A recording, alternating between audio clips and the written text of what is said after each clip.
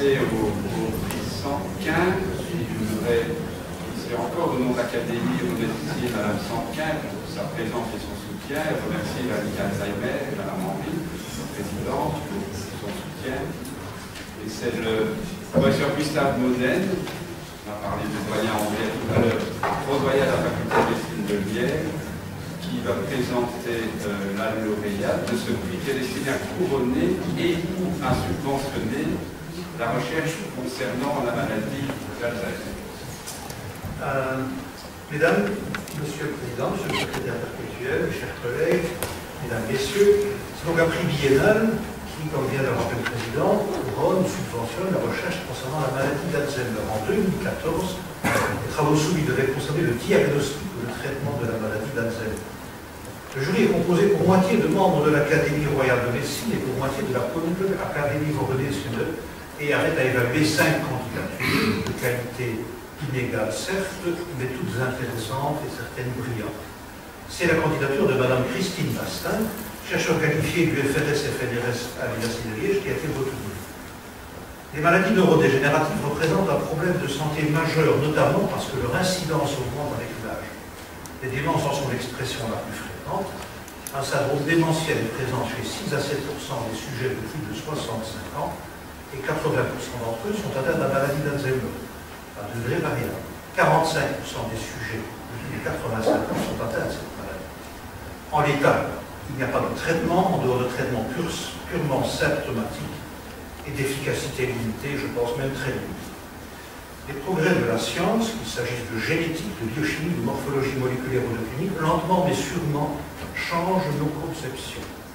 Pour évaluer les nouveaux traitements qui à coup sûr seront découverts, il est capital de disposer d'outils diagnostiques sensibles et spécifiques, car il est démontré que le processus pathologique débute des années, voire des décennies avant le diagnostic clinique, autrement dit, que la phase clinique de la maladie ne représente que la partie émergée de l'iceberg. Il est donc raisonnable de penser que ces nouveaux traitements, que l'on qualifie de disease modifying, seront d'autant plus efficaces, et je pense en fait ne seront efficaces, que lorsqu'ils sont introduits précocement au stade biologique préclinique de l'affection. C'est précisément l'objet de la recherche de Mme Bastin, qui porte sur l'identification de marqueurs, on dit maintenant biomarqueurs, pour le diagnostic précoce, je dirais volontiers pour la détection précoce de la maladie d'Alzheimer. Le sujet d'une importance majeure, tant sont complexes les relations entre le phénotype clinique, c'est-à-dire les symptômes, et les lésions moléculaires. Mme Bastin a combiné la neuroimagerie par fMRI, résonance magnétique mais fonctionnelle cette fois-ci, non pas structurelle, par PET scanner au fluorodéoxyglucose et au 18-fluor-fluméthanol, un marqueur de l'amyloïde bêta, et la neuropsychologie, en particulier la caractérisation et la quantification de la mémoire épisodique automatique et contrôlée.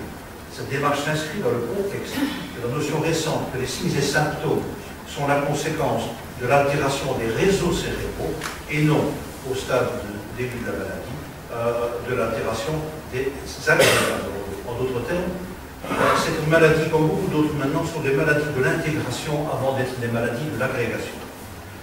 Les neurologues historiquement je suis un neurologue malheureusement, mais les neurologues historiquement géographes du cerveau, historiquement obsédés par la localisation lésionnelle, doivent désormais devenir des spécialistes de la connectivité fonctionnelle, c'est-à-dire des obsédés de la pathologie des réseaux.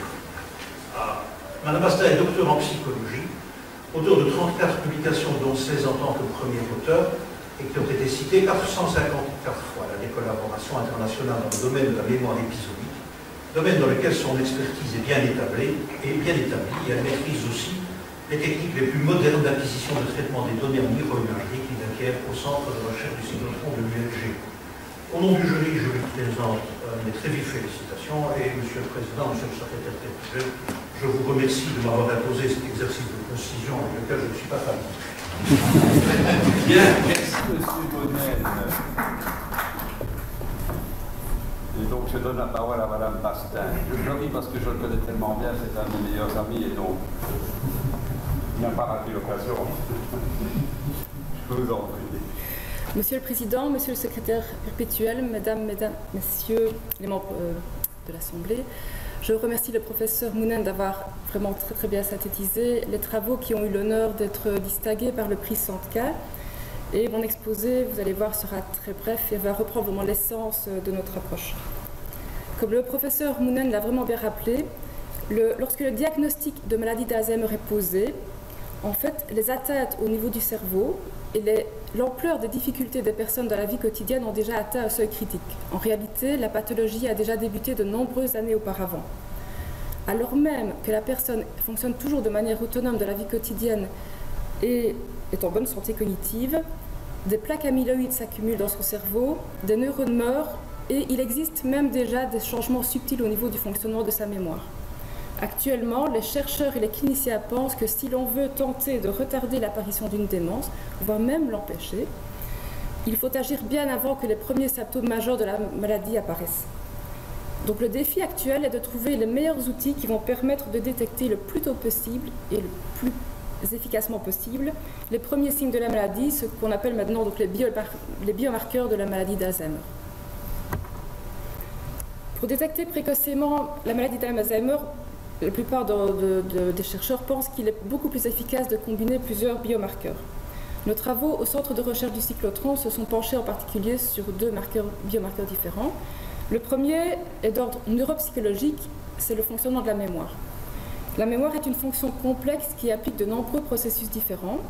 Nos travaux ont observé que lorsque la personne présente un trouble cognitif léger, qui est en fait la phase juste avant de développer les symptômes d'une maladie d'Alzheimer, ces personnes présentent déjà des troubles de la mémoire, mais il s'agit uniquement de difficultés à se souvenir des circonstances précises dans lesquelles un événement s'est produit.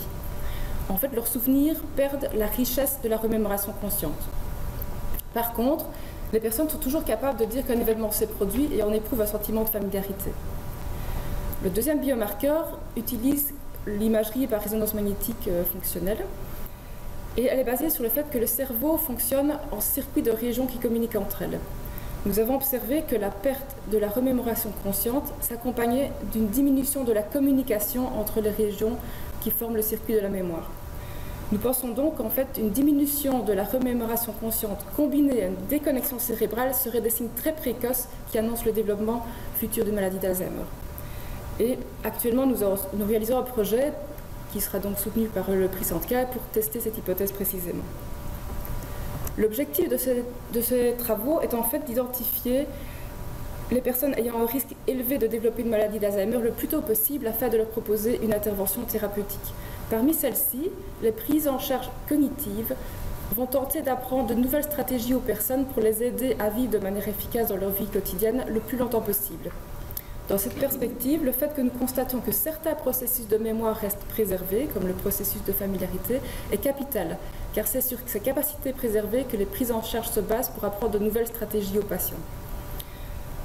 En résumé, l'analyse fine du fonctionnement que nous proposons au niveau cognitif non seulement permet d'identifier les symptômes d'un déclin précoce, mais aussi d'identifier des forces qui vont permettre de surmonter ce déclin.